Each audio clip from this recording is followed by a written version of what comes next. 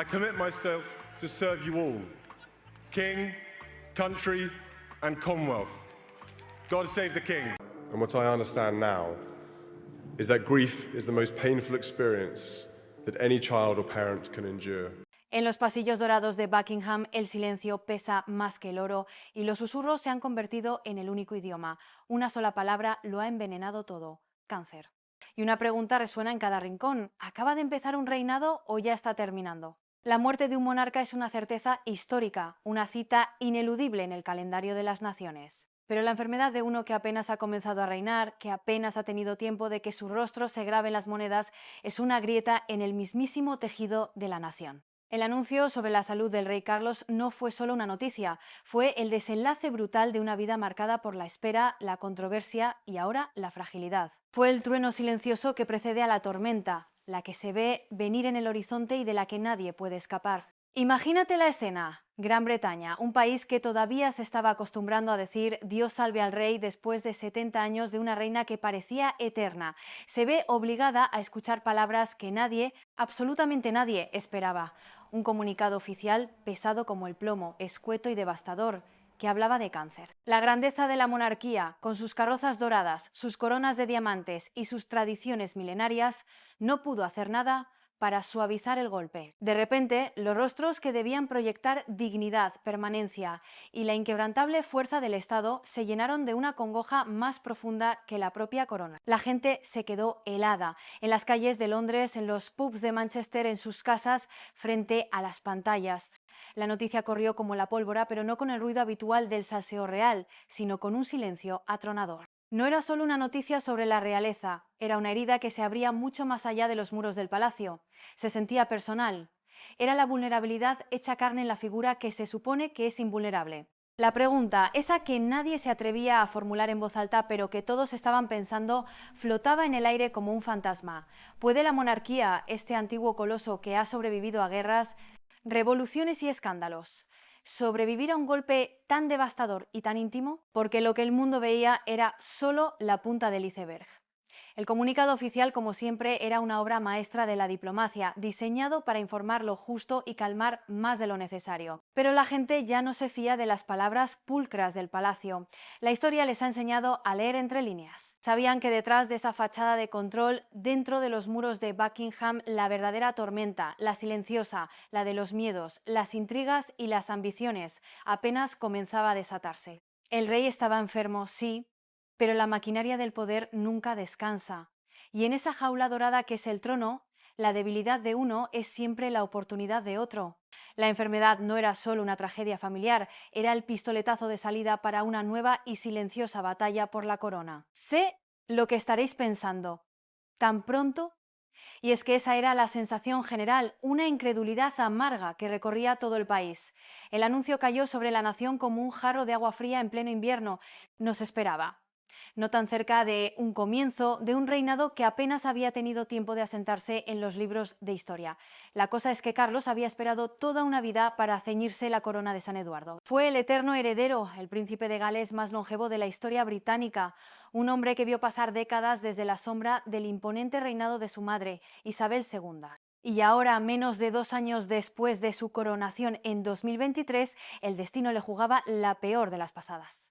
Gran Bretaña escuchaba incrédula. Su monarca, el hombre que debía ser el puente entre la grandiosa era isabelina y el incierto futuro, estaba luchando por su vida. La conmoción recorrió el país como una onda expansiva, cruzando fronteras y océanos, incendiando los titulares internacionales con una velocidad vertiginosa. Una monarquía en la encrucijada, la corona tiembla, un rey en peligro. Cada palabra cortaba más profundo que la anterior. La corona, ese símbolo milenario de fuerza y estabilidad, se enfrentaba a su prueba más dura, no en un campo de batalla contra un enemigo extranjero, sino en los pasillos silenciosos y esterilizados de un hospital. El enemigo era invisible, interno y mucho más impredecible. Y sin embargo, esas palabras que parpadeaban en las pantallas de todo el mundo eran solo las ondas superficiales, eran el marque, la versión oficial. Debajo, en el frío y calculador corazón del palacio de Buckingham, se libraba la verdadera batalla. Una batalla sorda, sin cámaras, hecha de susurros, miedos y sobre todo de ambiciones que nunca duermen. La enfermedad del rey no solo había creado un vacío de poder, había abierto la veda. El reinado de Carlos III desde su inicio ya había estado marcado por la sombra de la brevedad. Ascendió al trono con 73 años, una edad a la que la mayoría de la gente está jubilada. Su misión no era la de un reinado largo y transformador como el de su madre, sino la de ser un monarca de transición, un cuidador. Un puente seguro hacia la siguiente generación, encarnada en su hijo Guillermo. Pero nadie, ni en sus peores pesadillas, imaginó que ese puente pudiera ser tan corto, tan frágil. La idea de un reinado de transición se había convertido de la noche a la mañana en la posibilidad de un reinado casi inexistente. Y esa idea era aterradora, no solo para la familia, sino para la propia institución, que basa su legitimidad en la percepción de continuidad y permanencia. Un rey que apenas reina es una anomalía, una señal de que el castillo de naipes, por muy dorado que sea, puede venirse abajo. El palacio de Buckingham era tan grandioso como siempre, un monolito de piedra y oro en el corazón de Londres. Pero por dentro el aire se había vuelto denso, casi irrespirable. Sus muros dorados, testigos de siglos de historia, de secretos y de intrigas, no podían ocultar la inquietud que se arrastraba por cada corredor como una niebla fría. Las conversaciones ya no resonaban con la confianza de antaño, ahora eran susurros que se deslizaban por los salones de mármol, cuchicheos apenas audibles que morían en cuanto alguien se acercaba demasiado. La maquinaria del poder se había puesto en marcha, pero esta vez funcionaba en silencio. ¿Quién tomará las riendas si el rey se debilita?, se preguntaba una voz en voz baja, la de un cortesano con décadas de servicio a sus espaldas. ¿Esto se sabía desde mucho antes de que nos lo dijeran? Respondía otra, la de una dama de compañía, temerosa incluso de ser escuchada. La especulación se extendió como la pólvora, un fuego invisible que consumía la aparente calma del palacio. Las preguntas sobre la verdad y el secretismo se aferraban a cada sombra. ¿Era la enfermedad del rey mucho peor de lo que admitían las pulcras y cuidadosamente elegidas palabras del comunicado oficial? Fuentes internas, esos personajes anónimos que siempre alimentan el chisme de la corte, insistían en que sí. Hablaban de compromisos cancelados a última hora, no por simple fatiga, como se decía públicamente, sino por complicaciones más graves que nadie se atrevía a mencionar en público. Hablaban de tratamientos agotadores, de un rey cuya legendaria determinación empezaba a flaquear tras la puerta cerrada de sus aposentos. La imagen de estabilidad, esa fachada que la monarquía se esfuerza tanto en mantener, era más frágil que nunca, y el silencio que la rodeaba era más ruidoso que cualquier proclamación. Era el tipo de silencio que precede a los grandes cambios, a las crisis dinásticas, porque en la historia de la realeza la enfermedad de un rey nunca es solo un asunto médico, es una cuestión de Estado, es una prueba de lealtades, es, en definitiva, un vacío de poder. Y la naturaleza, como bien sabemos, aborrece el vacío. Este no era un simple problema de salud, era una crisis de liderazgo en ciernes. La jaula dorada del monarca, ese símbolo de privilegio y deber, se había convertido, de la noche a la mañana, en una enfermería. Y mientras el rey luchaba su batalla más personal, otros comenzaban a librar las suyas, unas batallas mucho más silenciosas pero igual de decisivas por el futuro de la corona. El palacio se había convertido en un hervidero de intrigas, donde cada gesto, cada ausencia y cada palabra eran analizados hasta la extenuación. La tormenta no estaba fuera, la verdadera tormenta estaba dentro.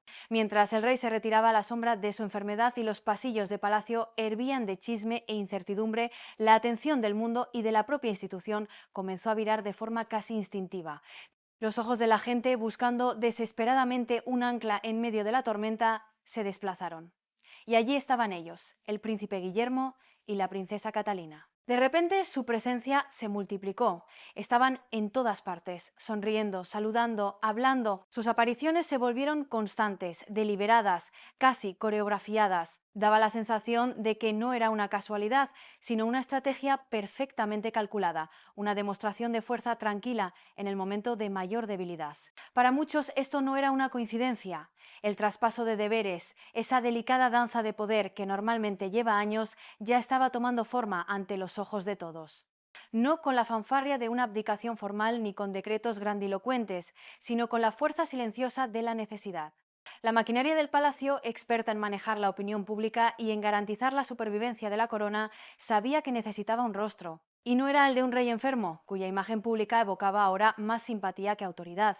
Tampoco era el de una reina consorte con un pasado controvertido que sigue dividiendo a la nación. No, el rostro del futuro, el que debía proyectar estabilidad, vitalidad y esperanza, ya estaba aquí, y tenía la sonrisa serena de Catalina y la mirada cada vez más decidida de Guillermo. Para un país que había visto a una reina, Isabel II, aferrarse a la corona durante 7 décadas ininterrumpidas, convirtiéndose en el símbolo de la nación, la bofetada de realidad fue brutal. El reinado de Carlos, ya tan corto, podría terminar mucho antes de lo que nadie había imaginado. El miedo no era solo por su salud, sino por el futuro de la propia monarquía, que de repente se sentía frágil, inestable, temblorosa. La gente había pasado del Dios salve a la reina al Dios salve al rey casi sin tiempo para acostumbrarse, y ahora parecía que tendrían que prepararse para un tercer cambio en un lapso de tiempo históricamente minúsculo. Guillermo y Catalina no estaban dando un golpe de estado, por supuesto que no. Estaban haciendo lo que se esperaba de ellos, llenar un vacío. Pero la forma en que lo hicieron fue reveladora, no con arrogancia, sino con una mezcla de deber y una sorprendente cercanía humana. Se movían con una soltura y una confianza que su padre, incluso en sus mejores momentos, raramente proyectaba. Parecían entender instintivamente lo que la monarquía necesitaba para sobrevivir en el siglo XXI, no solo pompa y circunstancias, sino también empatía y conexión. Y con cada acto público, con cada sonrisa y cada gesto, estaban tejiendo una nueva narrativa, una en la que ellos eran los protagonistas. El ascenso de los herederos no era una rebelión, era una evolución inevitable que la crisis simplemente había acelerado. La revelación cuando llegó fue una secuencia de golpes secos y brutales. Primero, el diagnóstico inicial en 2024, que ya había sembrado la semilla de la preocupación. Luego, en 2025, un nuevo anuncio, uno que cortó aún más profundo porque ya no hablaba de un problema, sino de una batalla. La sala de prensa era sofocante ese día. Los periodistas se inclinaban hacia adelante en un silencio tenso, con las cámaras apuntando como cañones y las luces afiladas como cuchillos, listas para diseccionar cada microexpresión. En el atril de madera se encontraba el secretario de prensa real, un hombre normalmente conocido por su aplomo, pero que ese día parecía un fantasma. Pálido, visiblemente tembloroso, con las manos aferradas al borde como si eso pudiera mantenerlo en pie. Su voz, cuando finalmente habló, fue baja, casi un murmullo, y cada palabra caía como una piedra en el estanque silencioso de la sala. El rey está recibiendo tratamiento para el cáncer. Su salud es más débil de lo esperado, pero sigue decidido a continuar con su agenda en la medida de lo posible. Unas pocas líneas, unos segundos, y sin embargo sacudieron el reino hasta sus cimientos. No era una simple actualización médica, era una sirena. Una advertencia. Le decía al mundo que la corona, ese símbolo de permanencia, era tan vulnerable como cualquier ser humano. En primera fila, todas las miradas se volvieron instintivamente hacia Guillermo. Estaba sentado como una estatua de piedra, con la espalda tan rígida que parecía a punto de quebrarse y la mandíbula tan apretada que las venas se hinchaban visiblemente en sus sienes. Un cámara con buen ojo hizo zoom, capturando lo que las palabras nunca podrían expresar del todo. Allí, en su rostro, vivía la preocupación de un hijo por su padre, sí, pero también algo más pesado, más oscuro. Era la carga insoportable de la expectativa, la rabia contenida de una presión que llegaba demasiado pronto, demasiado fuerte, el peso del mundo cayendo sobre los hombros de un hombre que todavía no había tenido tiempo de ser solo un hijo. Su mundo había cambiado por completo y su rostro era el mapa de esa devastación silenciosa. A su lado, Catalina mantenía la compostura como si fuera un escudo de acero. Sus manos, elegantemente entrelazadas sobre su regazo, no mostraban ni un ápice de temblor. Su mirada era firme, su rostro una máscara de calma serena. No pronunció una sola palabra, pero su lenguaje corporal gritaba un mensaje claro. Estoy lista. No me doblegaré. Superaremos esta tormenta. Era la imagen perfecta de la futura reina consorte, un ancla de estabilidad en medio del caos. Pero la imagen más poderosa de ese día no fue la del heredero tenso ni la de su esposa impasible. Fue la imagen de un trono vacío a su lado, el espacio que debería haber ocupado el rey. Un trono que de repente parecía demasiado grande, demasiado pesado y peligrosamente cerca de tener que ser ocupado antes de tiempo. Junto a la tensión visible de Guillermo y la calma calculada de Catalina, hubo una tercera imagen que se grabó a fuego en la mente del público, la imagen de la nada. Lo más discordante de todo no fue la tensión de los herederos ni la fragilidad del rey, que en sus escasas apariciones públicas parecía más delgado, con pasos más pesados y una fatiga grabada en el rostro. No, lo más chocante fue la ausencia.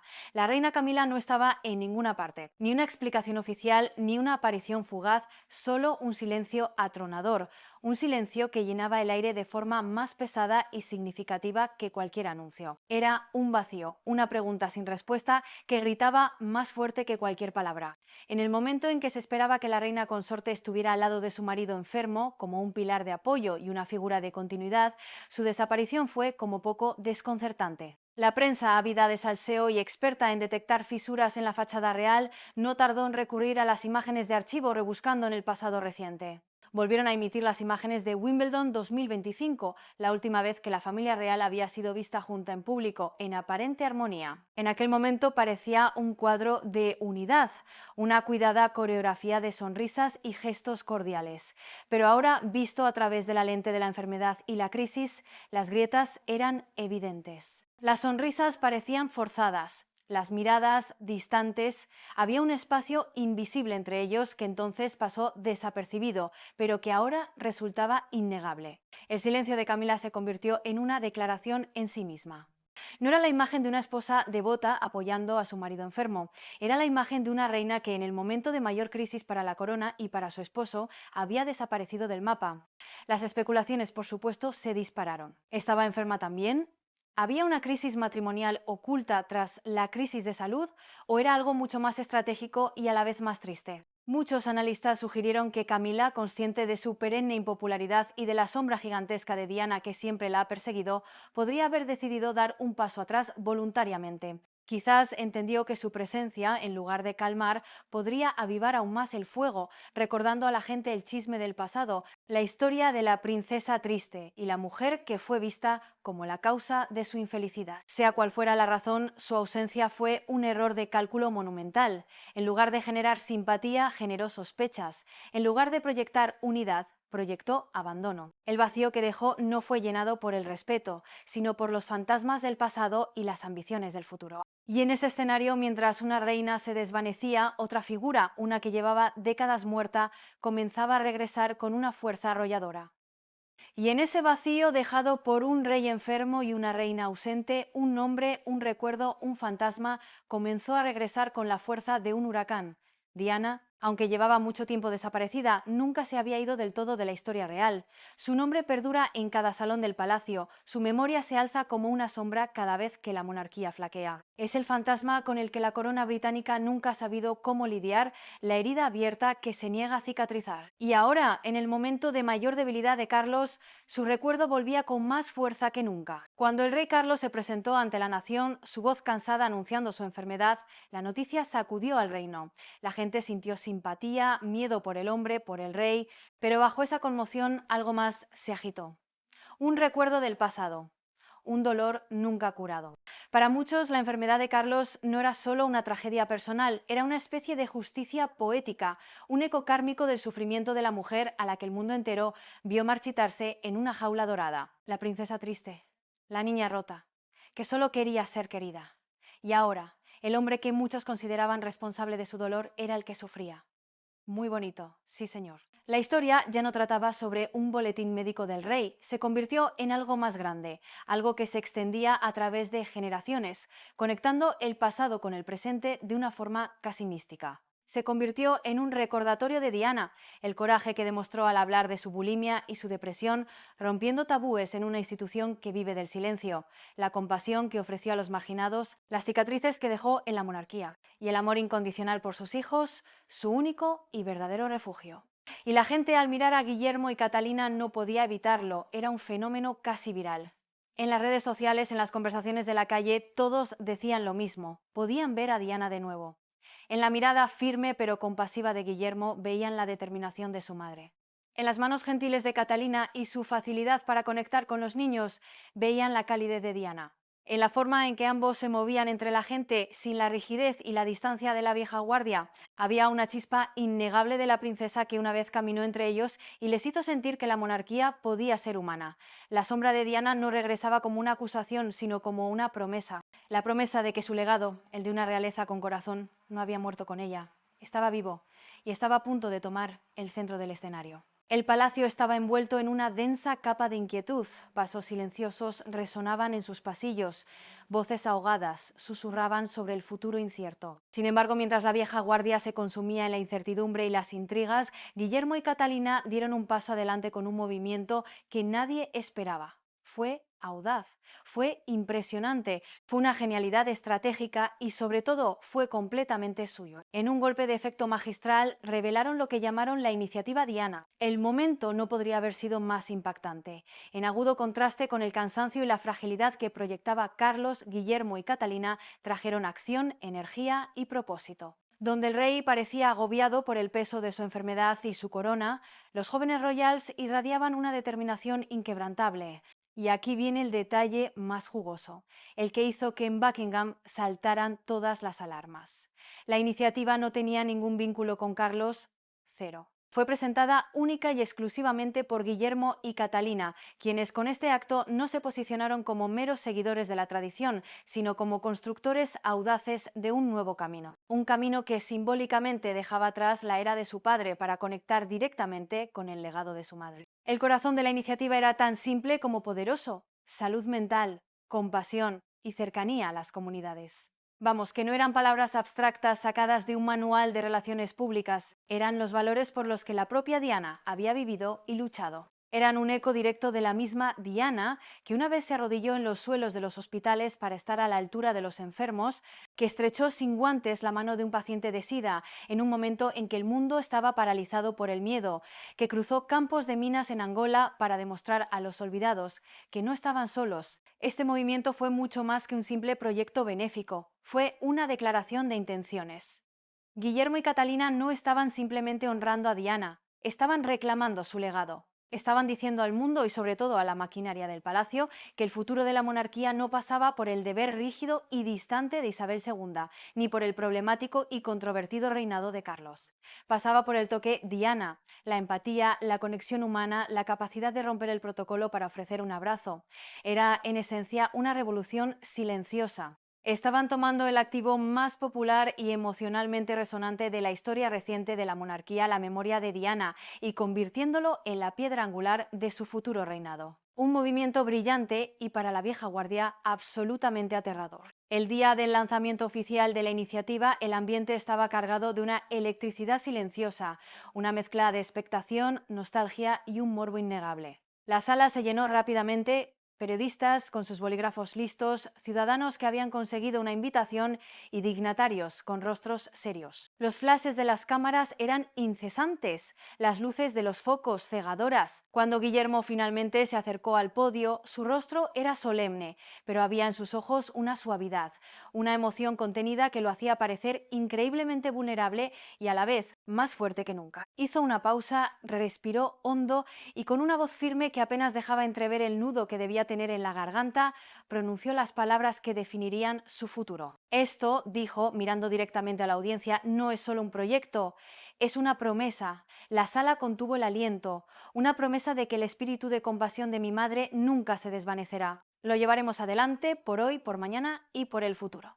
Las palabras quedaron suspendidas en el aire, temblando de peso y de historia. No era el discurso de un príncipe, era el juramento de un hijo. Un hijo que había crecido bajo la mirada del mundo, que había caminado detrás del ataúd de su madre, un niño roto al que la maquinaria no le dio tiempo para llorar. Y ahora, convertido en hombre, estaba reclamando su memoria, no con ira ni con resentimiento, sino con un propósito. Catalina estaba a su lado, un pilar de aplomo inquebrantable, con los ojos brillantes de una calidez que traspasaba las cámaras. Cuando le tocó hablar, su voz fue suave, casi un susurro, pero llena de una fuerza serena que cautivó a todos. Ella nos mostró a todos, dijo, refiriéndose a Diana sin necesidad de nombrarla, el poder de la bondad, el coraje para enfrentar el dolor y la gracia para cuidar a los más vulnerables. Eso es lo que deseamos llevar con nosotros, no como realeza, sino como personas.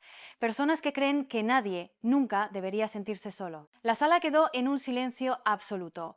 Por un momento fue como si el tiempo se hubiera detenido, como si la propia Diana estuviera allí, en algún rincón, observando con orgullo. La gente no solo escuchaba, recordaba. En sus mentes volvían a aparecer las imágenes icónicas de la princesa. Diana con sus elegantes trajes, sí, pero también Diana sentada en la cama de un hospital, Diana abrazando a un niño enfermo, Diana escuchando con una atención infinita a aquellos a los que el mundo había decidido ignorar. Este no era solo un acto de caridad, era la resurrección de un legado, la prueba de que el espíritu, a diferencia de la carne, puede volverse inmortal. Y Guillermo, con Catalina a su lado, acababa de convertirse en el guardián de esa inmortalidad. Y el mundo exterior, como era de esperar, reaccionó de inmediato. Lo que siguió al anuncio de la iniciativa Diana no fue una simple respuesta positiva, fue un tsunami de emoción, nostalgia y amor. Las redes sociales estallaron de una forma que no se veía desde hacía años.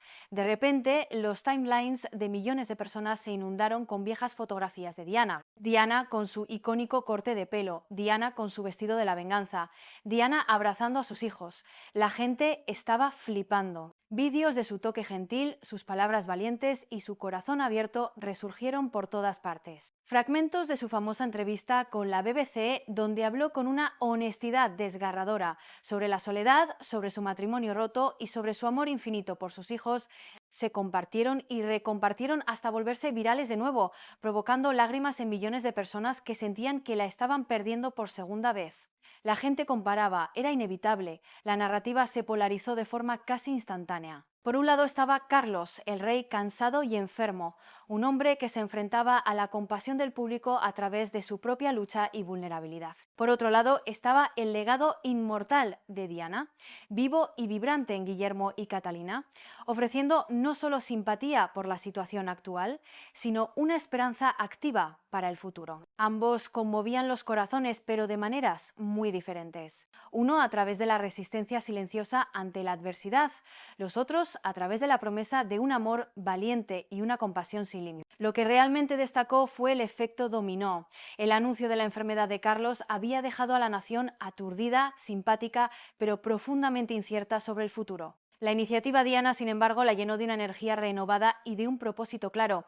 Ya no se trataba solo de la tristeza por un rey enfermo, se trataba de la esperanza en sus sucesores. Por primera vez en muchos años, la monarquía había producido algo que resonaba de verdad con la gente. No a través de la pompa o la ceremonia, que cada vez se sienten más vacías, sino a través de una conexión humana cruda y genuina. La prensa, por supuesto, lo petó. Capturaron la esencia del momento al instante. El legado de Diana regresa, decía un titular. La princesa del pueblo vive a través de su hijo, declaraba otro.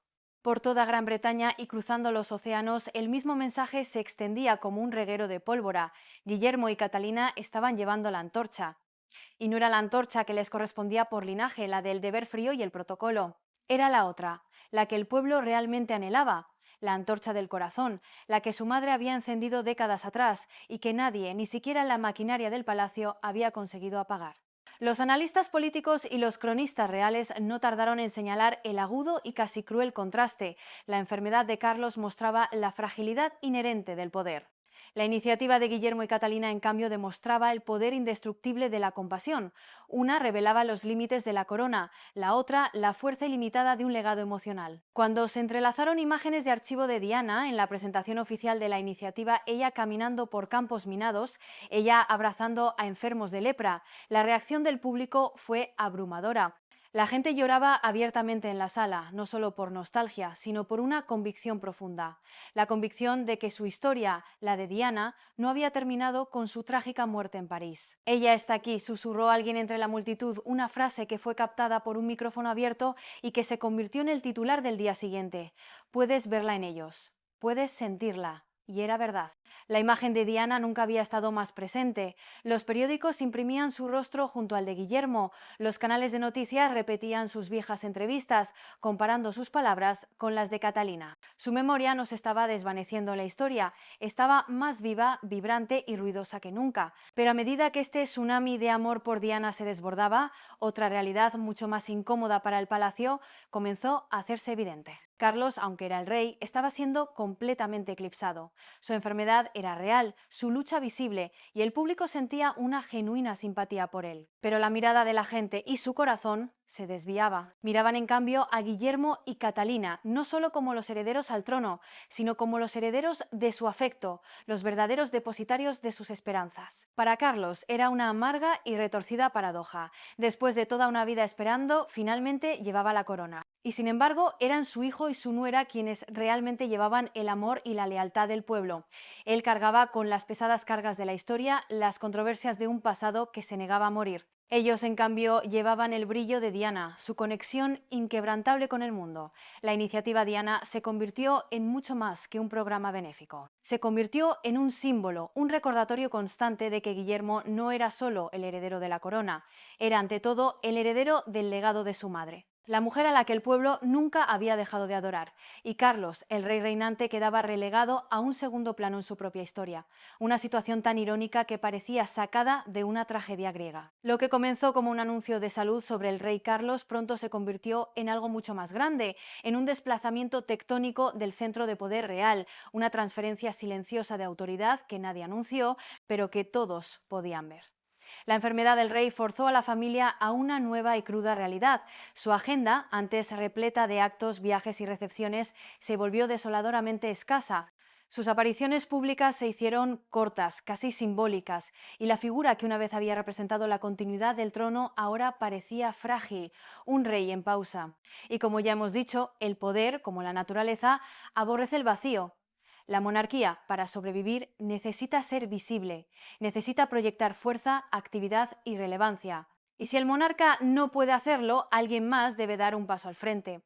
Aquí es donde la cosa se pone interesante, porque no fue una toma de poder hostil, ni una rebelión palaciega. Fue mucho más sutil y por eso mismo mucho más efectivo. Fue una toma de posesión silenciosa, basada no en decretos, sino en datos. El informe anual del Sovereign Grant, ese documento que detalla los gastos y las actividades de la familia real, se convirtió ese año en el documento más revelador del reino. Los números no mienten y lo que contaban era una historia inequívoca. Los compromisos oficiales del rey habían caído en picado. A mediados de 2025 solo había logrado completar 110, una cifra muy por debajo de su ritmo habitual.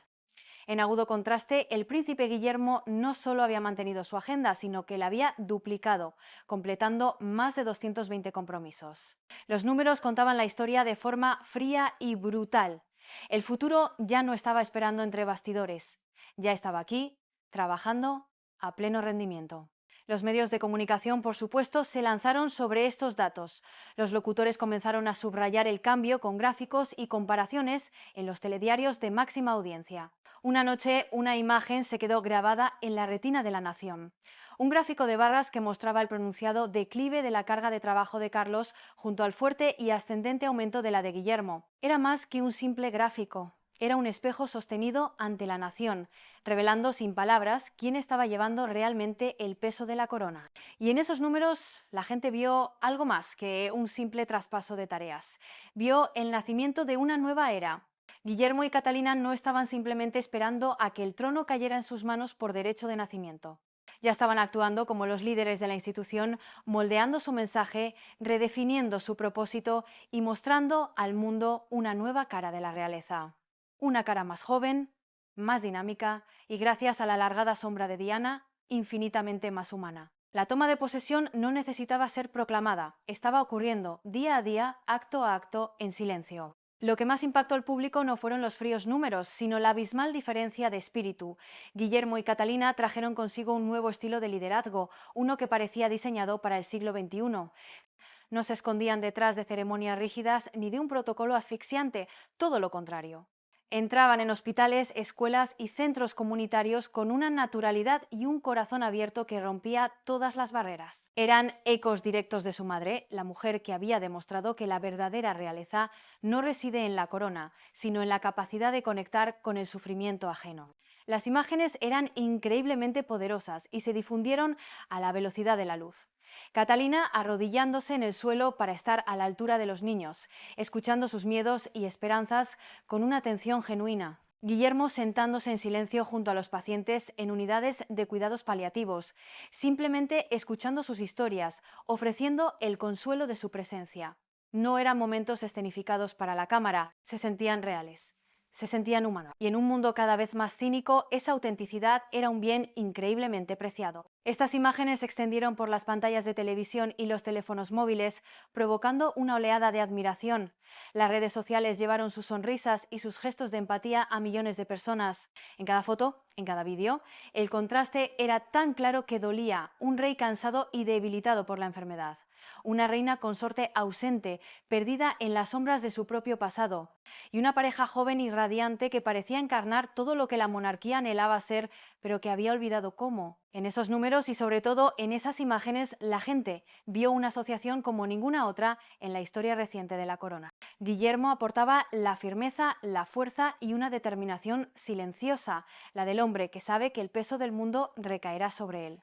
Catalina, por su parte, añadía la calidez, la empatía y una habilidad natural para conectar que recordaba inevitablemente a Diana. Juntos se equilibraban a la perfección, ofreciendo al mundo un vistazo de una monarquía que podía ser al mismo tiempo fuerte y amable, tradicional y moderna, real y humana. Fue este equilibrio lo que convenció a muchos de que no eran solo herederos en una lista de sucesión, eran líderes natos. Sin declaraciones grandilocuentes, sin teatrillos políticos, se estaban convirtiendo silenciosamente en el verdadero centro gravitacional de la historia real. La gente ya no miraba al trono actual con esperanza, miraba a los futuros ocupantes del trono. Y eso, para una institución que se basa en la figura del monarca reinante, era un cambio de paradigma total. Un nuevo estilo de realeza, el del toque humano, había llegado para quedarse. Para Camila el drama solo se profundizó, convirtiéndose en una espiral de la que parecía imposible escapar.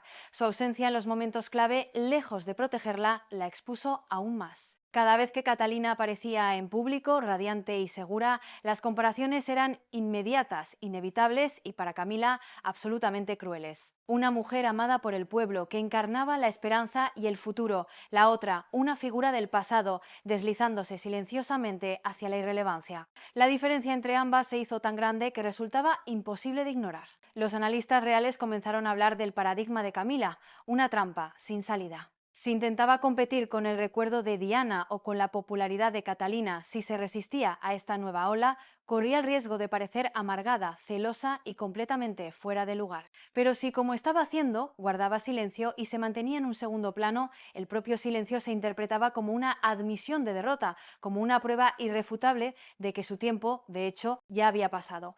De cualquier manera, perdía. Estaba atrapada en una jaula dorada de su propia construcción. Una jaula cuyos barrotes no eran de metal, sino de recuerdos imborrables y fantasmas que se negaban a desaparecer. El fantasma de Diana, la eterna princesa triste a la que nunca podría igualar en afecto popular.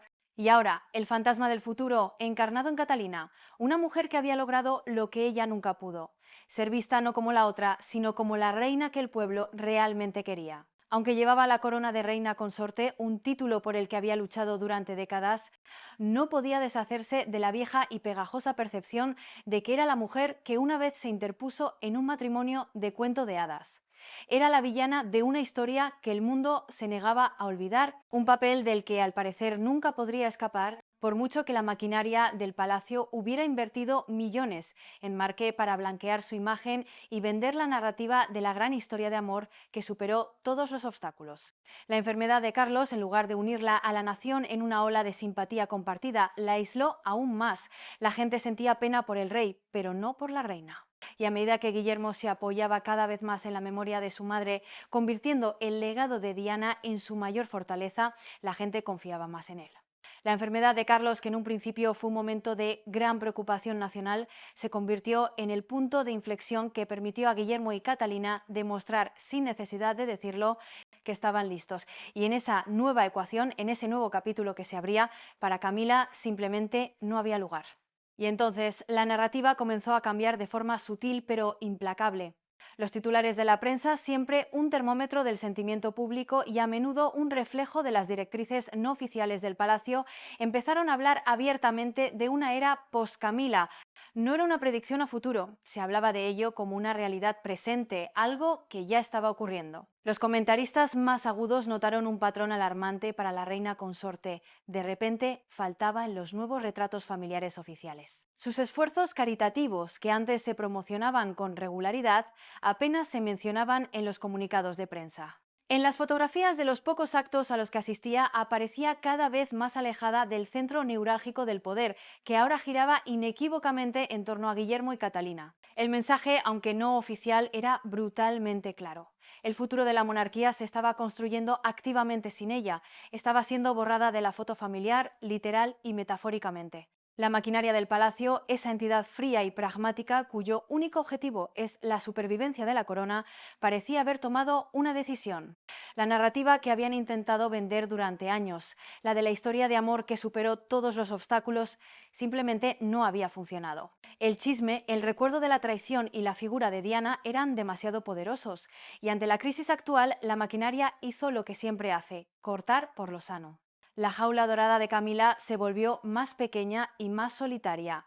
El contraste con el recuerdo de Diana era cruel. Diana, recordada por su calidez, su vulnerabilidad y sus brazos abiertos, seguía viva y coleando en los corazones de la gente. Camila, a pesar de ostentar el título de reina que Diana nunca tuvo, todavía luchaba contra una historia que no podía reescribir, contra una percepción pública que parecía grabada en piedra. Y a medida que Guillermo y Catalina revivían el nombre de Diana con una ternura y un respeto que conmovían al mundo, el lugar de Camila en la institución parecía desvanecerse, disolverse en el aire como un mal recuerdo. Se estaba convirtiendo en una figura decorativa, un recordatorio viviente de un pasado incómodo que todos, incluida la propia monarquía, en su instinto de supervivencia, parecían ansiosos por superar y dejar atrás. Era la reina consorte, sí, pero la sensación general era que su reinado, en la práctica, había terminado incluso antes de que el de su marido lo hiciera.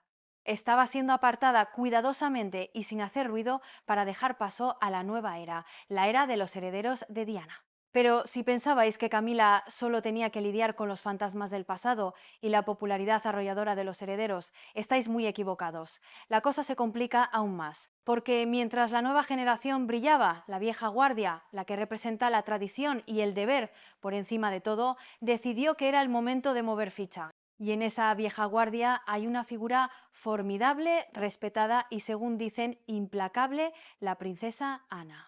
Los muros del palacio, generalmente impregnados de un silencio ceremonial, ahora resonaban con una tensión palpable, casi eléctrica.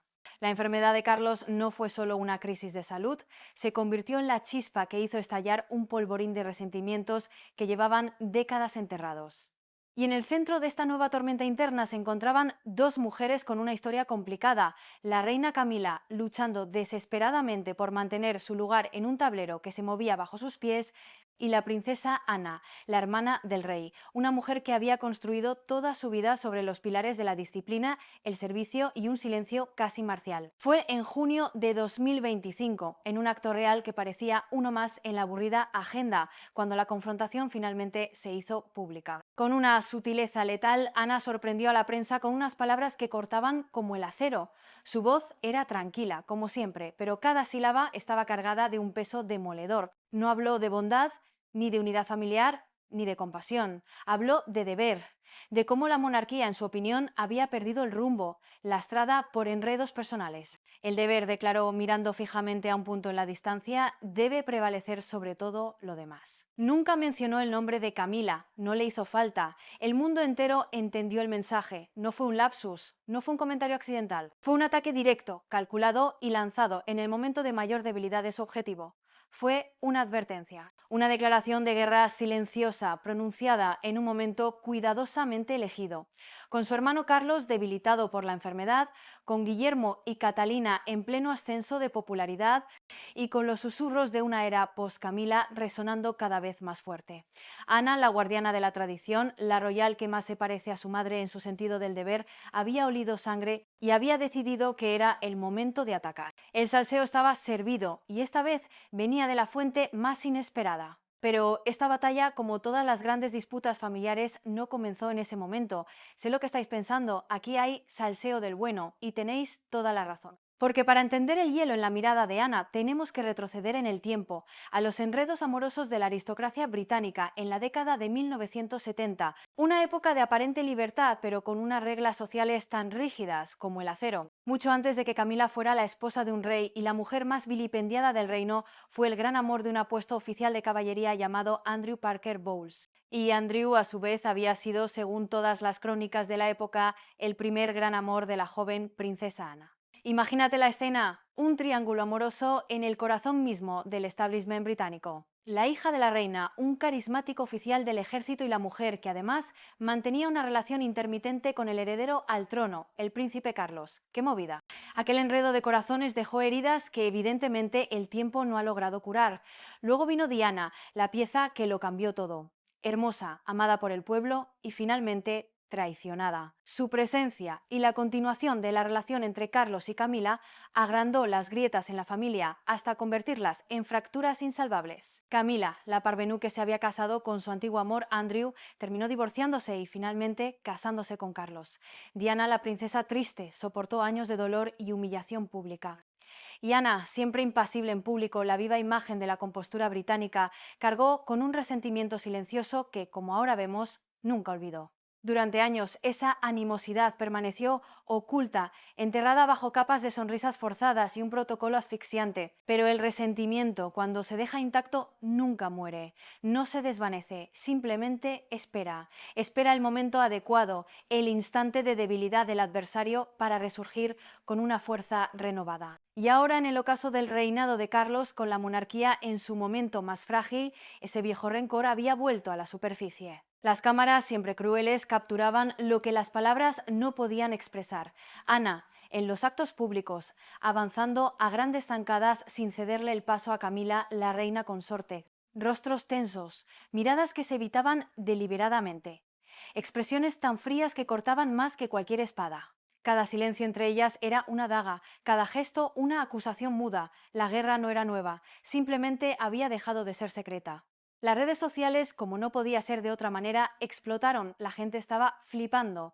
Se crearon clips virales titulados Ana versus Camila, la guerra silenciosa. Millones de personas los vieron, reproduciendo esos breves segundos una y otra vez, analizando cada gesto, encontrando significado en la más mínima inclinación de cabeza. La nación de repente había visto a través del velo de la cortesía real y había descubierto la cruda realidad de las tensiones internas. Los comentaristas lo llamaron una batalla silenciosa por el alma de la monarquía, y no les faltaba razón, porque este choque era mucho más que una simple disputa personal entre dos mujeres atrapadas en un viejo y enmarañado triángulo amoroso. Era una batalla de ideales, de dos visiones contrapuestas de lo que la monarquía debe ser. Por un lado estaba Camila, la reina consorte, aferrada a su corona con uñas y dientes, desesperada por demostrar su lugar y su valía después de décadas siendo la paria oficial del reino. Ella encarnaba la supervivencia, la lucha por pertenecer, la necesidad de probar constantemente que es digna del título que ostenta. Su historia es la de una mujer que lo arriesgó todo por amor y que ahora, en la cima, se encuentra más sola y cuestionada que nunca. Por el otro lado estaba Ana, la princesa real, la mujer que había pasado toda su vida en un servicio silencioso y abnegado. Cientos de actos al año sin buscar los focos, libre de escándalos, ferozmente leal al trono y a la memoria de su madre. Desinteresada por la gloria personal, Ana encarna la forma más pura y tradicional de la monarquía, la del deber por encima del sentimiento, la de la institución por encima del individuo. El contraste no podía ser más agudo y el público no pudo evitar juzgar. La salud de Carlos solo sirvió para profundizar el drama. Su diagnóstico en 2024 había traído miedo y tristeza. Y aunque las actualizaciones en 2025 sugerían una cauta esperanza, la fragilidad de la corona era innegable. Y en ese escenario de incertidumbre, la figura de Ana, con su historial intachable de disciplina y deber, se alzaba como un recordatorio de lo que la monarquía había significado en tiempos de Isabel II. Un ancla de estabilidad en un mar de dudas. Ana pareció saber instintivamente que su momento había llegado. Golpeó cuando Camila estaba en su punto más débil, cuando el público la veía no como una reina fuerte, sino como una mujer insegura, atrapada para siempre en una competición imposible contra los fantasmas de Diana y la popularidad de Catalina. Ana no necesitó gritar. Simplemente, con sus acciones y sus palabras medidas, le recordó al mundo lo que ella representaba: lealtad sin espectáculo, servicio sin excusas. Y eso, en ese preciso momento, fue más que suficiente. La historia de la monarquía británica, con todo su boato y esplendor, se cernía sobre ellos como una sombra gigantesca. El recuerdo de la boda de cuento de hadas de Carlos y Diana en 1981, un evento que prometió una nueva edad de oro para la corona, solo para desmoronarse en un amargo espectáculo de traición y tragedia. El escándalo de la aventura con Camila, que casi hizo añicos la imagen de la monarquía y la sumió en su crisis de popularidad más profunda. Y por supuesto, la muerte de Diana en 1997, un trauma nacional que dejó una herida tan profunda que décadas después sigue sangrando en cada conversación sobre la corona. Cuando Carlos fue finalmente coronado en 2023, muchos creyeron o quisieron creer que su ascenso al trono traería por fin estabilidad, que cerraría el círculo. Pero en 2024 el diagnóstico de cáncer hizo añicos esa frágil paz. Y ahora, en 2025, incluso con una cauta esperanza sobre su tratamiento, la verdad era ineludible. El rey era vulnerable. El trono estaba en la cuerda floja. Y la propia monarquía como institución se encontraba en una encrucijada histórica.